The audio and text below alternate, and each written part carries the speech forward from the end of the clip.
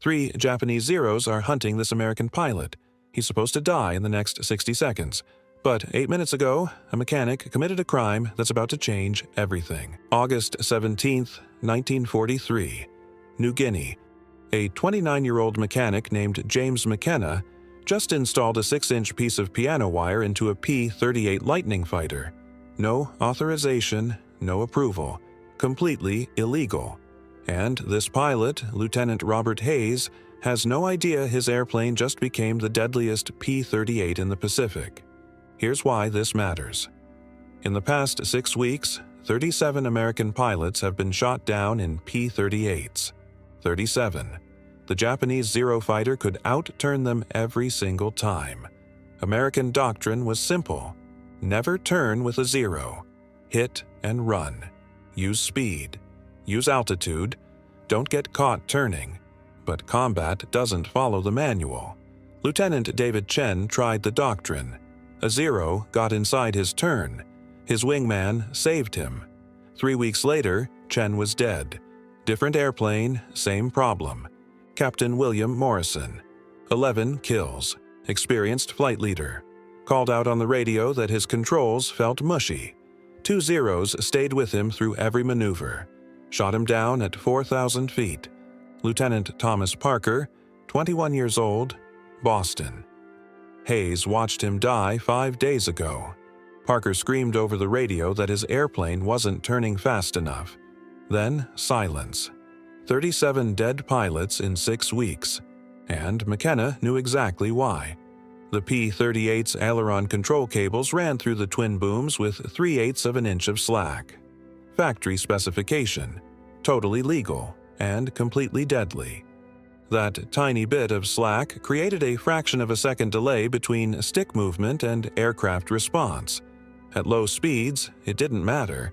But in a high-speed turning fight against a Zero, the fraction of a second was the difference between getting your guns on target and getting shot down.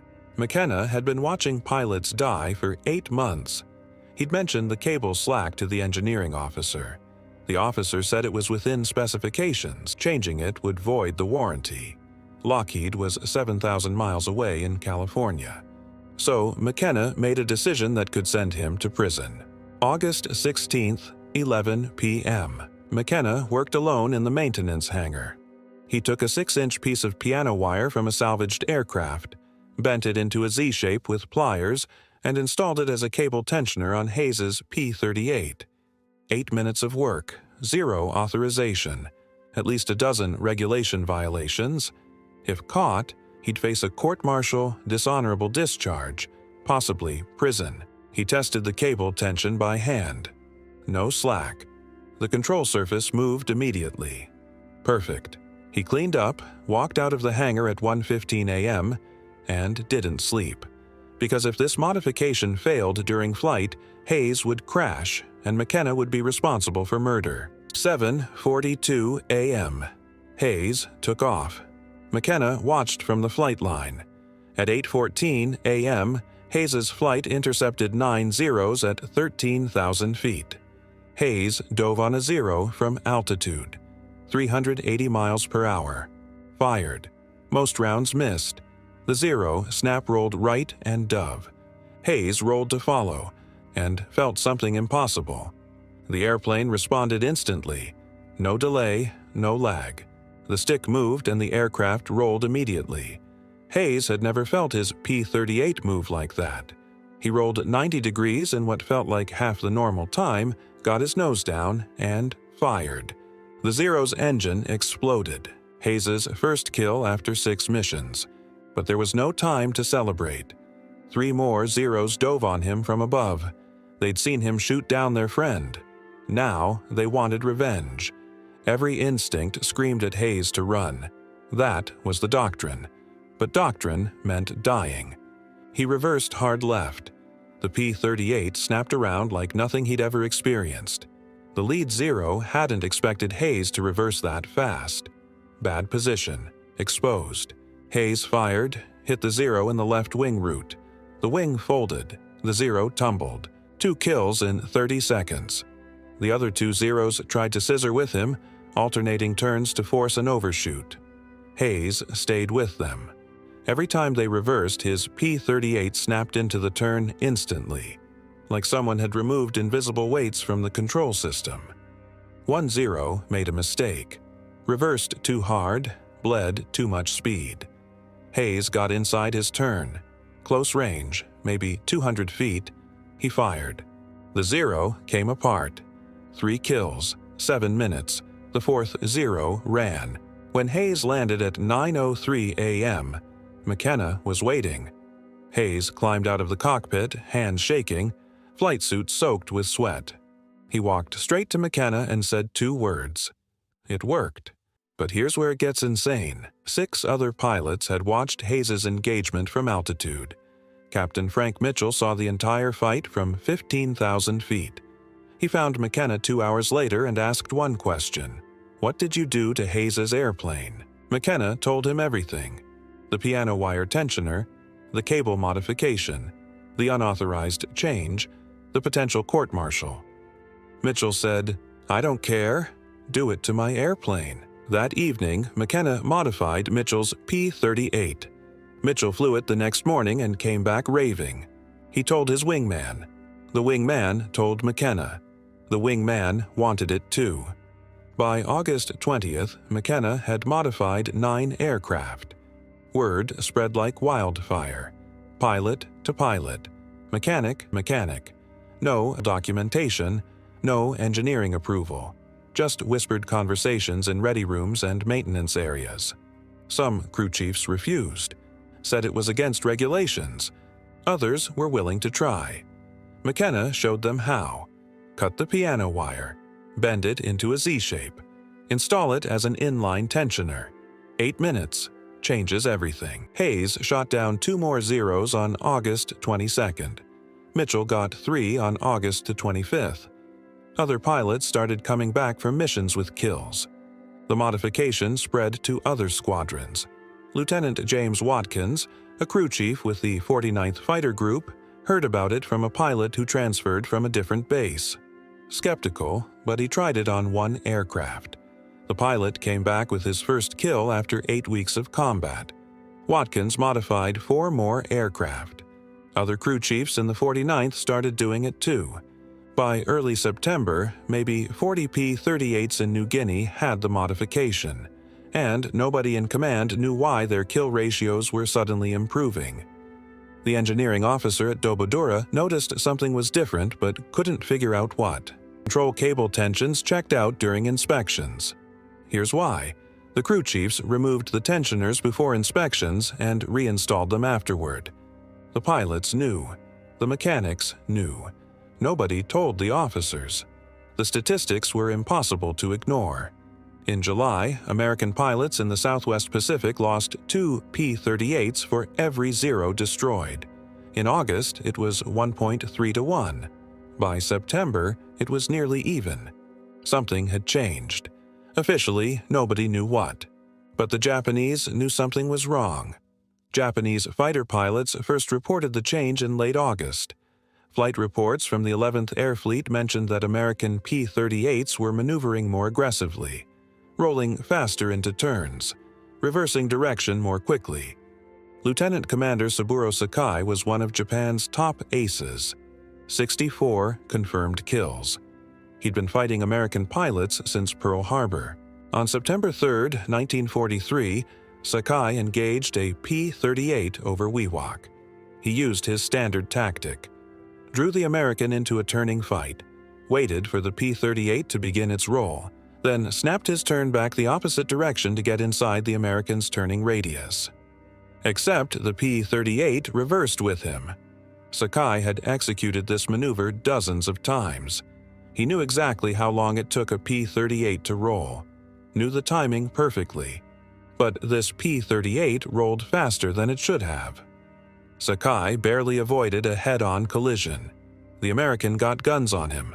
Sakai had to dive away. He returned to base confused and frustrated. Other experienced Japanese pilots reported similar encounters. The Americans weren't flying differently. They were still using the same tactics, but their aircraft were responding faster, fractionally, but enough to matter. Japanese intelligence examined wreckage from downed P-38s. Found no obvious modifications. The aircraft looked identical to the ones they'd been fighting for months. What they didn't know was that the change was hidden inside the boom, a 6-inch piece of piano wire that looked like original equipment. For 2 years, Zero pilots had owned the sky in turning fights. They knew they could outmaneuver anything the Americans flew. That confidence was breaking down. By the end of September, the 11th Air Fleet had lost 38 fighters in combat with P-38s. American losses in the same period were 22 aircraft. The ratio had reversed. For the first time in the Pacific War, P-38s were killing Zeros at better than 1-to-1. Japanese command ordered pilots to avoid engaging P-38s unless they had significant numerical advantage. The Zero had gone from hunter to hunted, and it all came down to a piece of piano wire that nobody was supposed to install. October 1943. A maintenance inspector at Dobodura noticed inconsistent cable tension readings. He traced the discrepancies to the piano wire tensioners, wrote a report, sent it up the chain of command. The report sat on desks for 3 weeks while officers debated what to do. The modification violated regulations. That was clear. But it was working. Fighter squadrons using the modification had measurably better kill ratios. Pilots were surviving.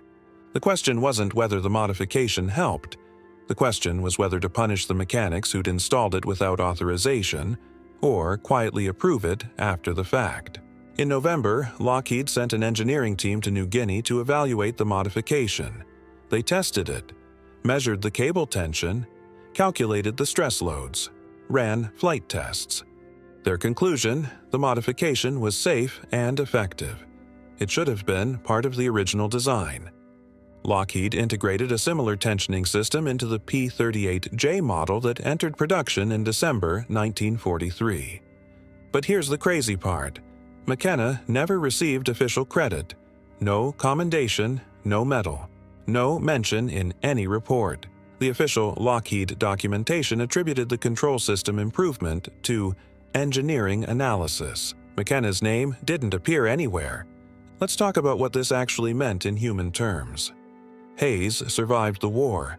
He flew 63 combat missions, shot down 11 Japanese aircraft, returned to Iowa in 1945, married his high school sweetheart, had 4 children, worked as a crop duster for 37 years. Every year on August 17th, Hayes called McKenna to thank him for saving his life. Captain Frank Mitchell survived. He became a squadron commander, led his unit through the Philippines campaign, shot down 16 aircraft. After the war, he stayed in the Air Force, retired as a colonel in 1963.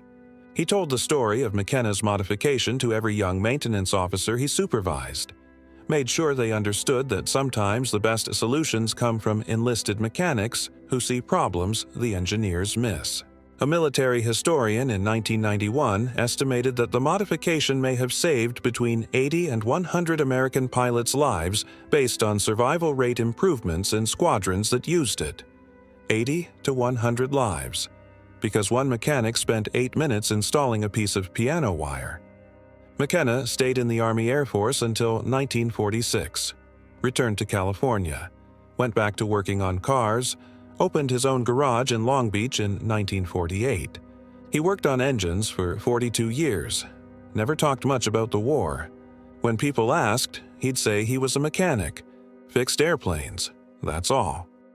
In 1991, that military historian researching P-38 modifications found references to the piano wire tensioner in maintenance logs from New Guinea. He tracked down McKenna through veteran registries.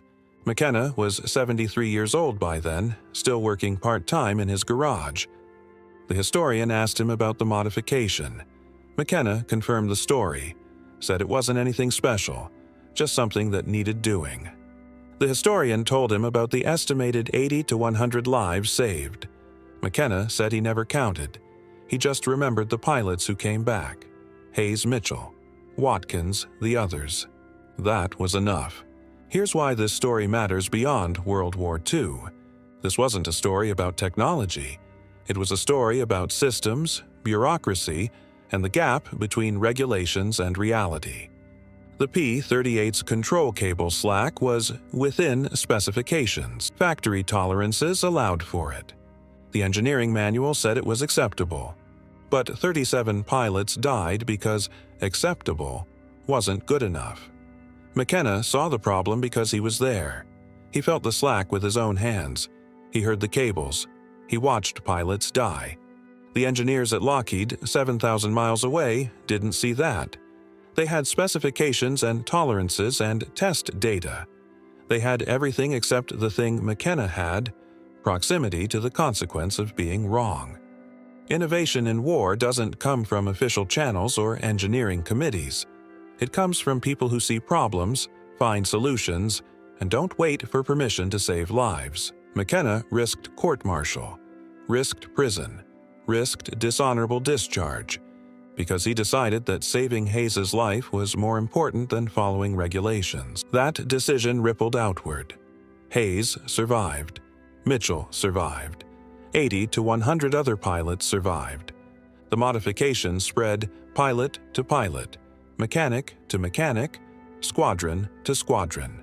An underground rebellion against bureaucracy, against the idea that specifications was good enough when people were dying. And when Lockheed finally tested the modification, they admitted McKenna was right. It should have been part of the original design. James McKenna died in 2006 at age 88. He was buried in Pacific View Memorial Park in California. His obituary mentioned his service in World War II as an aircraft mechanic. It did not mention the piano wire tensioner. It did not mention that he changed how American fighters flew. It did not mention that he broke regulations to save lives. His garage in Long Beach is still there, different owner now. But on the wall in the back office, there's a faded photograph. A young mechanic in coveralls standing next to a P-38 Lightning. The date written on the back is August 1943. New Guinea, 8 minutes of work, a piece of piano wire, and at least 80 lives saved. That's the story of how one mechanic's illegal modification made P-38s unbeatable. If you want more forgotten stories from World War II, subscribe right now. We're covering the innovations, the mistakes, and the people history forgot. Drop a comment telling us where you're watching from. Thanks for watching.